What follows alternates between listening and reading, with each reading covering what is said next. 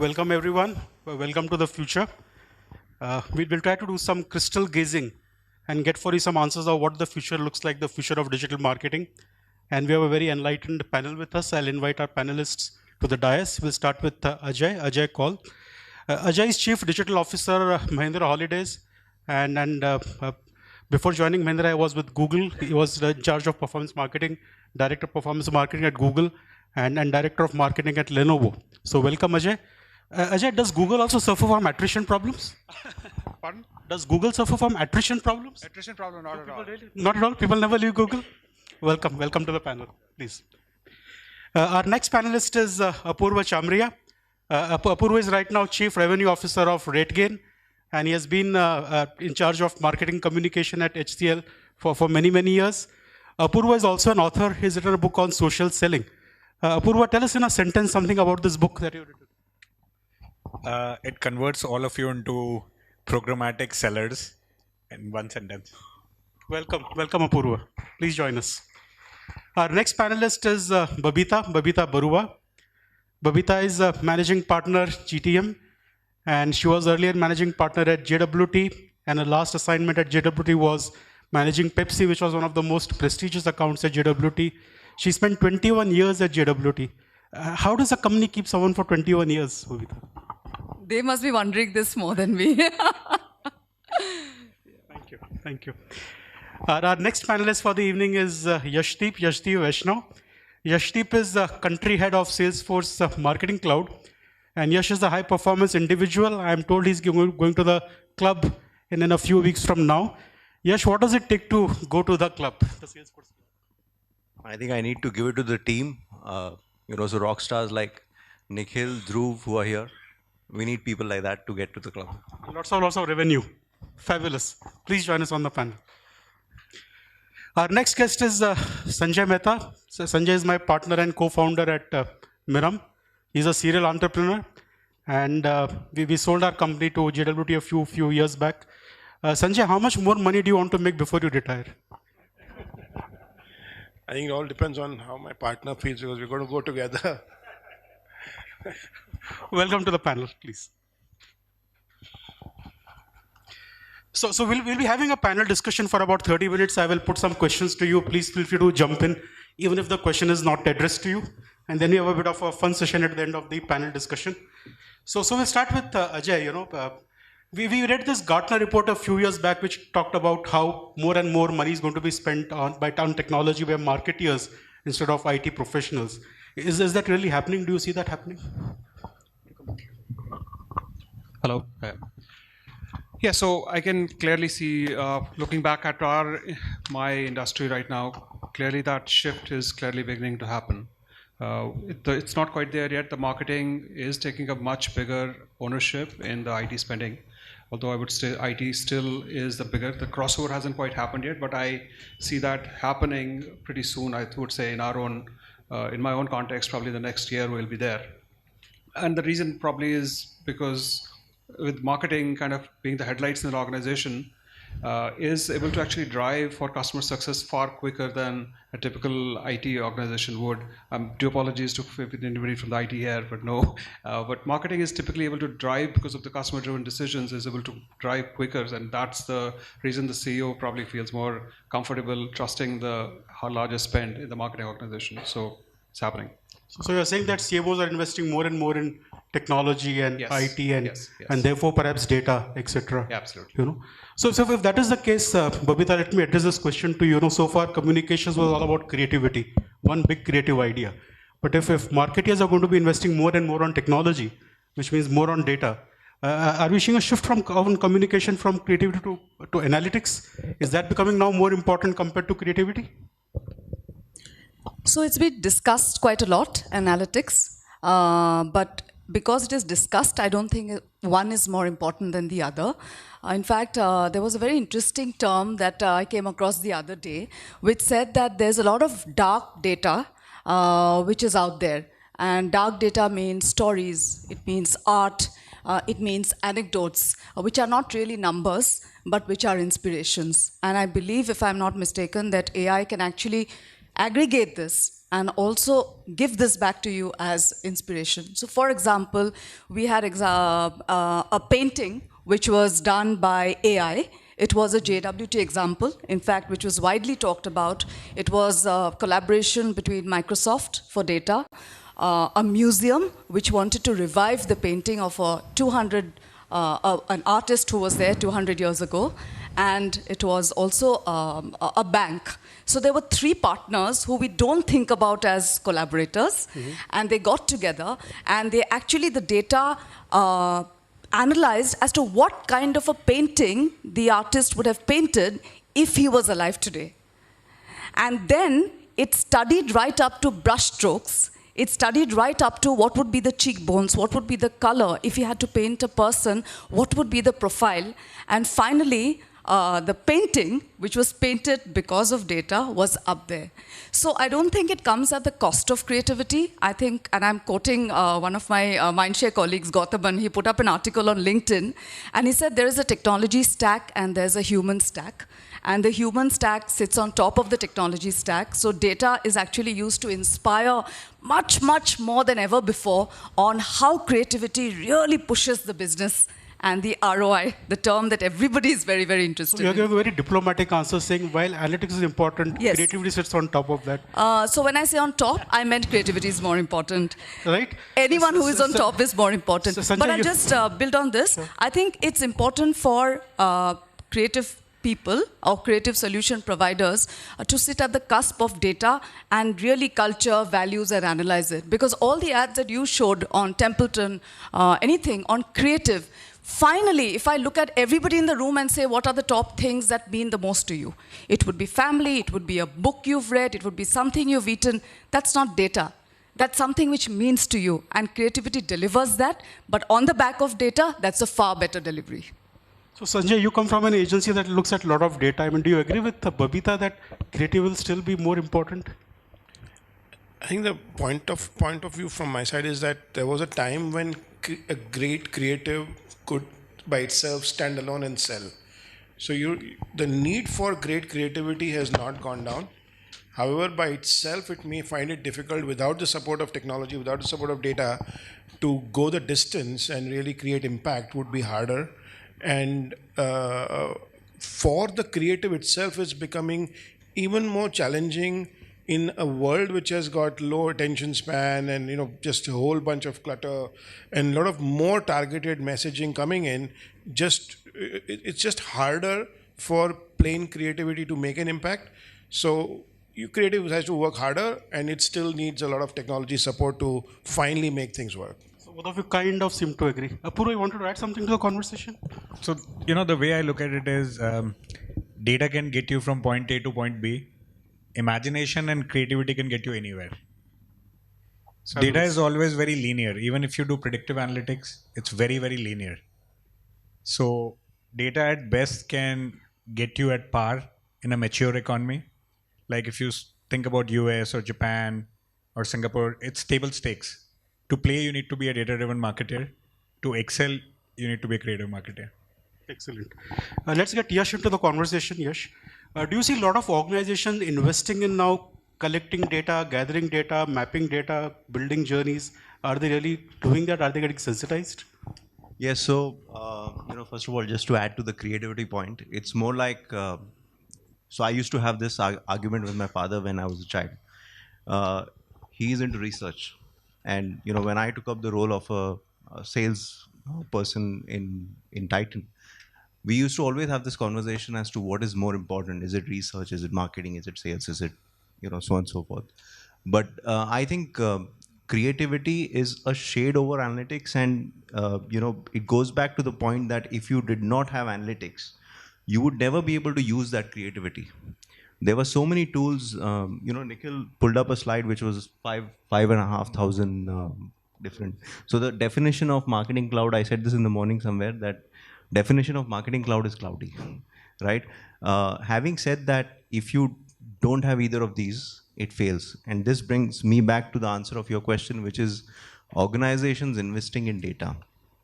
So coincidentally, I was with the CMO of one of the largest FSIs in the country, and he mentioned that he's got 7 tools which are just used for collecting different sources of data, and basically he's using them, one for web, one for mobile, one for the offline, so on and so forth.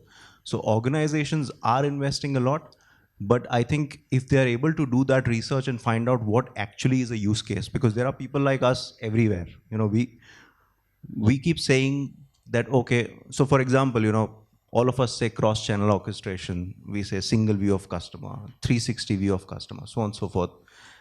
And CMOs get confused because everybody has the same. Not Apurva, I can tell you. Yeah, and I'm sure Ajay doesn't get confused now. But we confuse. So end of the day, it's important to understand what is the use case and then invest in these kind of tools, because otherwise it's a fish market. Interesting. So the panel seems to be kind of the opinion that data is very important, but data and creativity will actually go hand in hand. It's not going to kind of substitute one for the other. Great. Let us change tracks. And again, this question start with you, Ajay. The last 20 years of internet have been of what I call as a screen internet. When you talk of internet, you think of a screen. And now Google says that, voice is becoming very important. 20% of voice search by, maybe the next 20% voice search. I mean, how does that change the context of internet? I've grown up in a world where you have seen screen. I mean, when the screen is not there, how does internet function? What does it mean for brands and individuals? I think it's going to have an unprecedented impact on the way things going to change in the next, I would say, 2 to 3 years. The speed with which natural language processing and AI are coming together, it's unbelievable. If you kind of been listening to Google lately, the exponential increase, it's actually even beating Google's own expectations. The way their translation engine and the speech recognition engine accuracy has improved. Similarly, on the AI front, I don't know how many of you guys read Sapiens or the next book of Yuval Harari. He talks about we'll all be in the cloud in like 100 years. But I think it's happening in that direction. So from a voice, specifically from the voice standpoint, from a brand standpoint, it scares me because we don't feel we are ready. For example, it'll have unprecedented impact on how my content is laid. And in the voice standpoint, there is only one right result. When you ask Google the answer, and you have to feature, there is no room for laziness. There is no room for being sloppy. So that puts a huge pressure on the marketing organizations to get that nugget absolutely right. And that's like, that worries me. And similarly, from the system standpoint, are we there yet? I think my feeling is the technology is going to be there far quicker than the organizations are going to be ready for. So I think this is the one technology that'll catch most of us napping. So what I'm hearing from you is that in a voice-based kind of a system, if you're using a Google Assistant or Alexa or something, on a screen you could see 10 results. Now you'll probably get like 2 results, So is there a danger that you end up getting like monopolies, And this question is towards you, Apurva. I saw a video by Scott Galloway who was saying that Amazon and Google will get like a duopoly. You query Google Assistant for something, it gives you one answer, and it's always Amazon. So is everybody else going to be out of business? So Scott is a very interesting guy. I met him a couple of times. He speaks about the 4 horsemen, right? And the larger thesis is that there are brands which appeal to heart, mind, and then something very, very subliminal, right? And he talks about brands like Microsoft appealing to head. These are functional brands, SAP, Microsoft, and many others. They're brands which appeal to your heart. And Google could be possibly one of those. And Facebook is definitely one of those. And then there is Apple. Apple is like, they don't even say how many pixels are there. They just say shot on iPhone 6 or 7 or 10. So it's not into functional specs at all, right? And that takes me back to my earlier point on marketing. There's a very functional way of looking at things, like where do you feature on search, first or second? The other is word of mouth. I'll be top of mind. People don't need to search for me. And I'll just operate on dark social. WhatsApp is dark social. You can't measure what's happening unless you track down the links and right. And if you're not on WhatsApp for business, which allows you to measure now. So as professional marketers and revenue heads and CEOs, we should think about where the puck is going rather than where the puck is. And Ajay made a very interesting point. And one of the use cases, both of us are in travel and hospitality. There are actually hotels now which have Alexa devices installed as personal concierge. So like Uber is your personal driver. Now, a lot of hotels, including hotels in Bangalore and Delhi, are working with us, and they have Google Assistants installed. And they are using that data to mine what are the requests, like how many times did you order water, what kind of food do you like, and integrating it back with CRM like Salesforce. And it is allowing them to serve personalized orders, because we're a data sciences company. So you have MarTech, you have a hardware vendor, you have a data sciences company. So you're getting collaboration like never before. And the earlier silos that you have an agency, creative agency, you have a MarTech agency, you have a CRM provider, you can't work in silos now. To Scott's point, I think there'll be more than 4, because 4 means there are just 4 silos. And none of them are solving the whole problem. So you will need hardware, you'll need software, you'll need CRM, you'll need first-party data, you'll need creative support. I still don't think you can do breakthrough creatives at scale. You can do renditions at scale. You can do personalization at scale. But the back end of that personalization is still a finite number of creatives. So that's my... So what I ask yeah, Apurva sure. something, Apurva, at the rate at which technology is taking over, I mean, all of these things are not going to happen slowly. It's not going to happen over several years. So what happens to the vast number of companies? I'm sure everybody is not going to be able to cope up. I mean, Ajay mentioned, at his level, at his kind of organization, he sees challenges. But, there's just so many companies. So that's where the MarTech whole... players. Yeah, all of these adopting, I mean, if there's only one choice which comes up, what happened to the thousands of others who are somewhere finding their name in a search result and somewhere getting some share of the pie? With Wise, that doesn't happen anymore, right? So it's a very scary thought, right? Because as marketers, we earn our bread on differentiation and actually featuring on top of people's concentration sets. So you're basically saying, what if there is no concentration? It's like a 1984 scenario. I think we are very far from it. The reason why we are far is, as marketers, we specialize in confusing the hell out of customers, right? So you're giving the secret out. Yeah. Until we have professional marketers, we will never have, right? Like, look at this whole lobby against Facebook, where people are saying, Facebook is mining data and it's bad. Do you think Arab Spring, Arab Uprising, or the outcry against Facebook, or what happened to the Clinton campaign was not programmatically done? I don't think so. So we specialize in FUD, fear, uncertainty, and destruction, for competition and driving consideration towards us. So I think we are very, very far away from 1984. If I may. Yesterday I was at a forum for Northeast women entrepreneurs, and they're really from very, very remote... You got an award there, right? Yeah. I didn't want to bring that up. You get an award every week. That's the art of subtly dropping a point. Salesforce just alerted him to that. So, just to give you 2 examples of the kind of innovations they were doing. So, in Arunachal, there's a lot of kiwi fruit which is grown, but because transportation is not there, the kiwi fruit goes waste to the point that they feed it to pigs. And this lady, she developed a process of wine from kiwi, and so she's done the first kiwi wine in India. And she sent the brew to 3 food research institutes, and she's found nutritional properties. And she said, while people don't drink wine for nutrition, but she's put it on the label. She's imported bottles from China, and she made us taste those bottles. And the other out of the Benny was Smoky Hill Tribe's green coffee. And because the Northeast, they are very westernized and they're very creative, so they've come up with these branding names on their own. And she has put her first pack, which is again on paper packaging, which is very ecologically sustainable, on Amazon.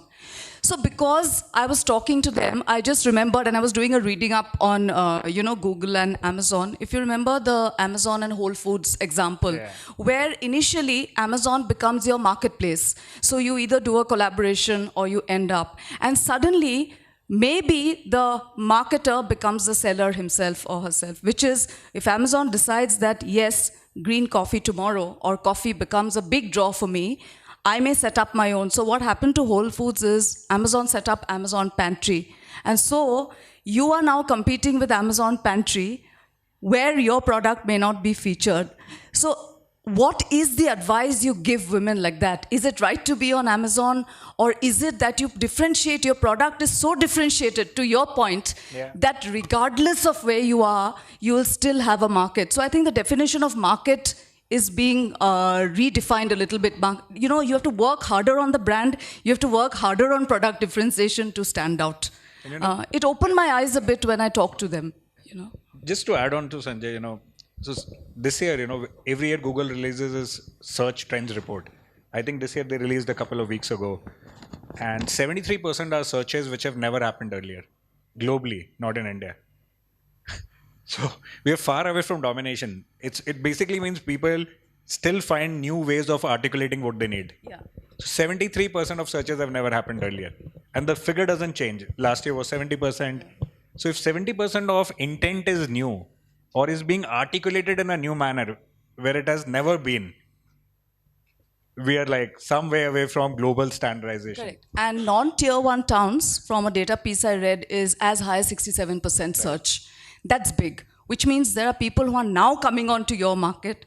So it's not to say it won't happen, but we are more optimistic than you, Sanjay. I think Apurva gave us assurance that 1984 is a far away, so we can all relax for a while.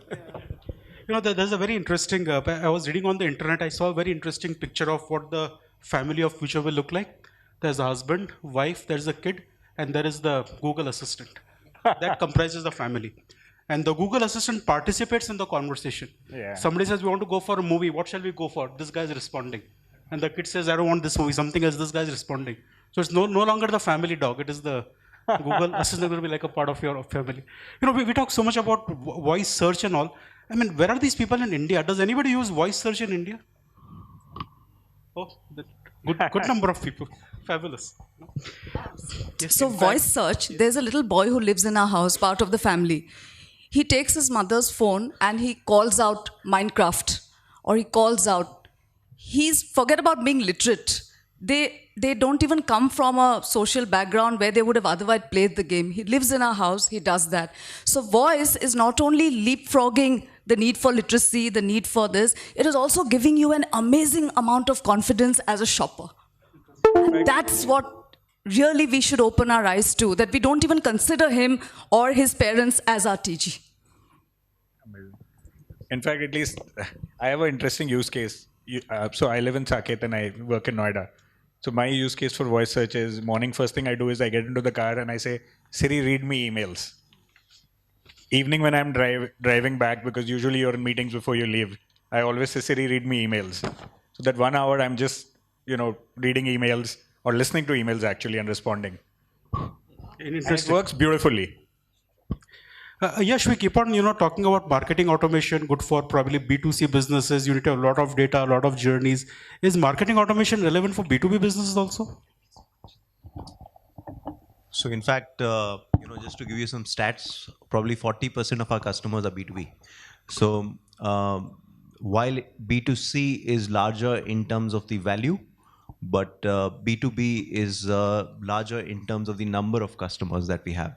So I think we have about 120 plus live, of course, out of which 80 plus are with you. But yes, there is enough and more to do in the B2B space. Again, we do a good job of confusing this as B2B and B2C. End of the day, it's H to H. Where I was reading that article, and it's true, because it's how you define it or how you want to understand it at the end of the day. It's more about engaging with the consumer. It could be a B2B, it could be a B2C, doesn't matter. And it goes back to the point that a technology is worth it as long as you know how to use it. So I have customers who tell me that I use Salesforce or whatever else that they're using exactly the way I used, the tool that was 10 years back that I had. So what it goes back to somebody understanding how much a tool is worth it. It doesn't matter whether it's B2B or B2C. Interesting. Thanks. Let's talk a bit about digital innovation or disruption. When we talk of digital, we think of it more in terms of communication. What can I do on Facebook? What can I do on Twitter? But to me, the power of digital really is to be able to redefine a complete business model. And then the example I want to talk about is this brand called Lemonade, which is like an insurance brand. And they have an app, and you can buy an insurance policy off an app. Just ask questions, it will guide you, and the purchase is over. And if you have a claim, you have to only upload documents and pictures and information, and in a few seconds it can process your claim. It completely changes how the insurance industry works. So from the panelists, I want to hear about any of disruptive business models you have seen in your experience, which is kind of disrupting the industry completely. Anyone? So can I give you a new idea rather than an existing business model? Sure. So we've used all kinds of CRMs in my previous avatar and current. And what if you were to reimagine the world of CRM? Like, one of the most irritating thing in sales is filing claims. Imagine all your accounts are geotagged into your CRM, because CRM anyway has the address. And you have the CRM app on your phone, and all you're doing is you're setting a perimeter, a beacon, when you enter a client location. So if Miram is a prospect or a client, when I'm at Miram, it logs in a call because it has a default limit set. So 15 minutes in Miram, it logs in a call. It knows I'm going back to office. It logs in the mileage, files a claim. So I personally think CRM itself is a field which is very, very ripe for disruption, because we are getting prettier screens. We are getting better customer 360. But a lot of CRM vendors forget that 60-70% of CRM projects fail because user adoption is low. Data quality is poor because people don't want to enter data. And they almost feel that this data is going to be used to police on them and ask hard questions. So how do you actually take a customer-centric lens and, through the eyes of a sales rep, reimagine the whole CRM experience, where with minimum entries, everything is getting logged? You're preparing for calls because it's picking it up from Outlook. When you're driving, it knows you're 20 minutes away, and the CRM is just using voice to tell you what should you talk to the customer about, what are the last 3 news items, what did the customer tweet. When you're there, your mobile app is on. It's recording, transcribing all the call minutes. It's alerting people to the actions which are required. It's publishing minutes of the meeting to the customer. And when you're driving back, the claim is filed. So if the CRM can do so much, do you still require the person then? Yeah, I think you do. I think you do. Because the CRM is not going to... So in any kind of sales, there are 3 things. There is physics, which means you really need to understand the physical properties of the solution or product you're selling. There is chemistry, which is relationship. And there is maths, which is commercials. CRM can't do all 3. Great. So that was our knowledge round, where we queried our panelists and got some knowledge from them. Now we come to the fun round. And this fun round is inspired by Coffee with Karan. So I'm going to be asking our panelists some questions, fun questions. There are no right or wrong answers. And you need to give me the first answer that comes to your mind. We'll start with Yash. Would you shop on Amazon or Flipkart? Amazon. Autonomous cars, good idea or bad idea? Bad idea. Okay. Kids on digital media, kids use digital media. Is it scary or exciting? Scary. Scary. I have kids, so. Full-length virtual reality movie by 2090. Possible or not? Possible, yeah. Possible. Yeah. Okay, your marketing prediction for 2020. Besides selling marketing automation. So I just got my number because I made a 5-year plan in the morning. But yeah, I think by 2020 you will have a lot more of, and you will see a lot more of AI in action, VI in action, and not just with Salesforce. This is across. So it'll be interesting the way this field is shaping up, not just by 2020, but maybe at least for the next 3 years, because say 5 years from now, there will be consolidation here. So whatever action is there for the next 4-5 years. So you see AI as a big thing down the line. Yes, some of it is there in bits and pieces, but you will see it in full-fledged. You will see customers using it. Great. Thanks, Ajay. Thanks, Yash. Ajay, your turn now. Yep. The stocks of which of these companies would you buy? Facebook, Google, or Amazon? Whose stock would you buy? Amazon. Well, I have a conflict of interest, but I would say Facebook. Amazon. You wanted to say Facebook, right? Amazon. Okay. Netflix, Hotstar, or Amazon Prime? Netflix. Okay. 3D printed food, reality or myth? Myth. Myth. Okay. Technology improves productivity at workplace. Yes or no? Not at all. Not at all. And your marketing prediction for 2020? Customer experience being talked about a lot. Hopefully, it'll become a reality by 2020. Was he alluding to something? Thank you again. Okay, Apurva, your turn now. A business leader whom you really admire and why? Steve Jobs internationally, and in India, Narendra Modi. I think he's a business leader. Great. The moment you say the word Modi, the house is split into two. I woke up some people who were sleeping. Television will become extinct in 5 years. Yes or no? I personally have not had television for the last 20 years, so. Okay, already became extinct. So I think people are going to have it like, how do you define television? Like, is OTT television on your phone? So there's going to be some form of viewing. Is it going to be stuck to the wall? Of course not. Aadhaar, digital espionage or genuine inclusion? The fan was to answer that. I think it is a great way of giving digital inclusion to millions of people and really increasing our tax base and coverage and security. Okay. So you're voting for Modi for sure. I'm voting for India.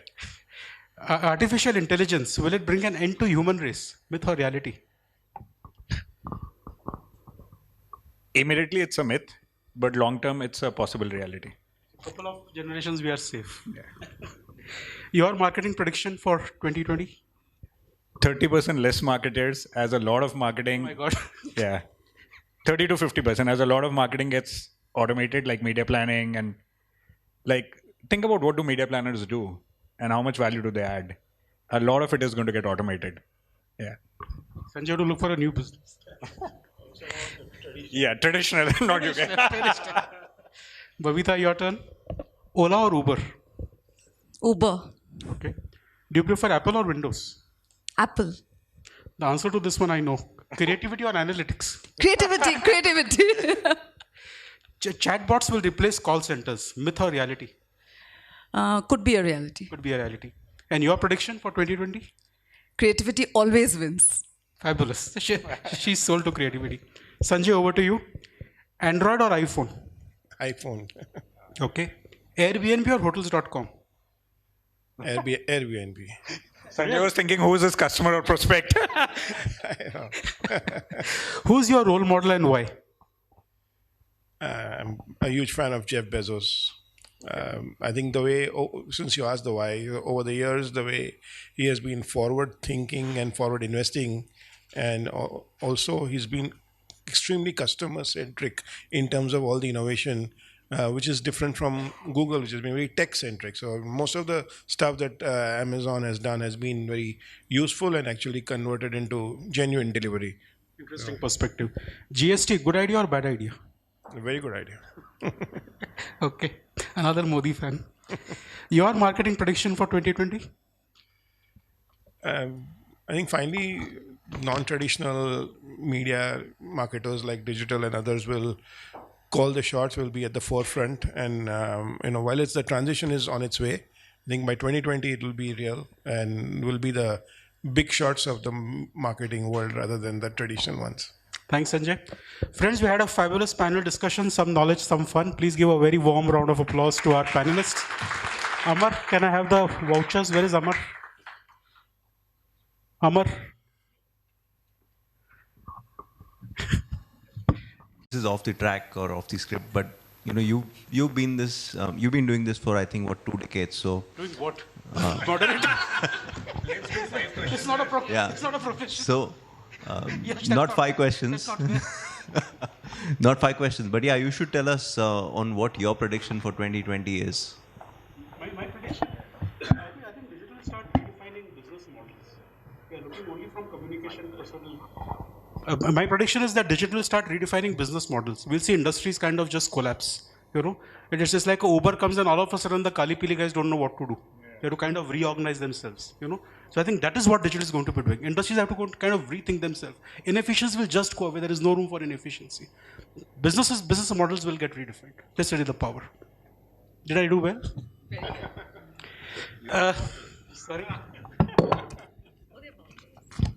These are not money vouchers. We have planted some trees on behalf of our panelists. So I'd like to thank our panelists. Ajay, thank you so much. It's for you. Apurva. Always a pleasure. Thank you so much. Babita. Thank you so much. Thank you so much. Yes. Thank you, sir. Thank you, sir. Sanjay. Thanks to you.